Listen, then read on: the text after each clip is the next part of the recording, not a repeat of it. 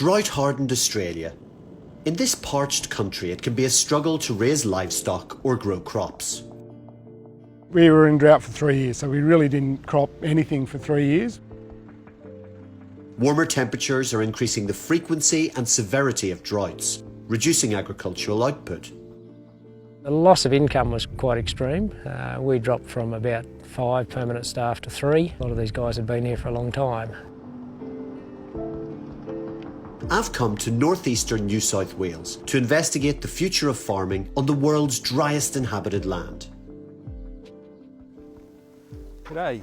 Good to meet you. Guy, yeah. Yeah, Jamie. Welcome. Well, let's come and have a look. At this 2,000 hectare research farm in Narrabri, Guy Roth and his team are on a mission to find new and sustainable farming techniques to better suit the climate.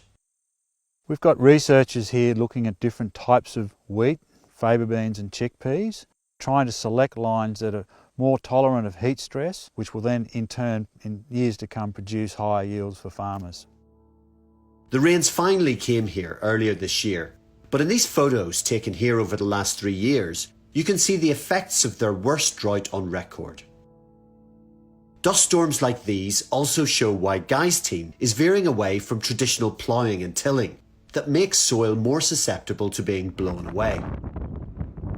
That's our valuable soil being lost into the atmosphere. It's our most fertile soil. Using digital technology is a key strategy in capturing and holding the maximum amount of moisture in the soil. We've got some soil moisture probes. They are measuring the soil 24/7. I can look that up on my phone and see the soil water content in real time. So we can make that more accurate because it affects potential yield. That's for better returns and better profitability for farmers.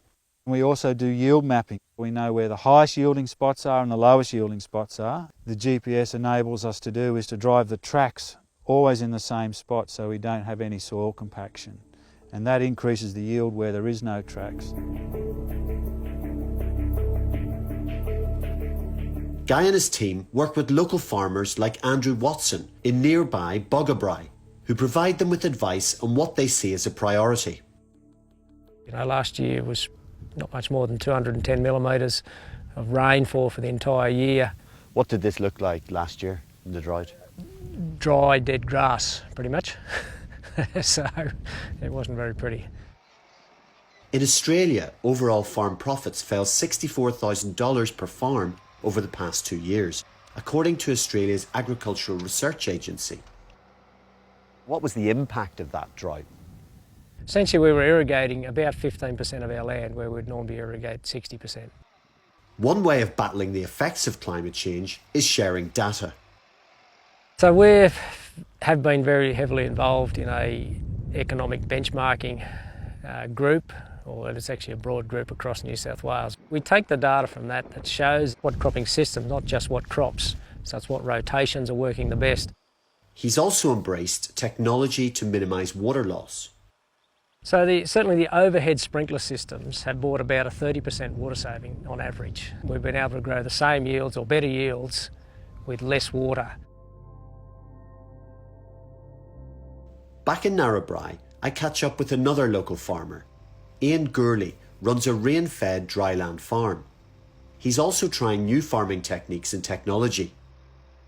So everything's all GPS guidance. We have permanent wheel tracks, satellite imagery to do crop monitoring, EM surveys to look at, what our soil structure is and what our water holding capacities are and how we can then manage that. Innovative rotation practices can even include planting non-profitable cover crops, simply to protect or improve the soil for future crops.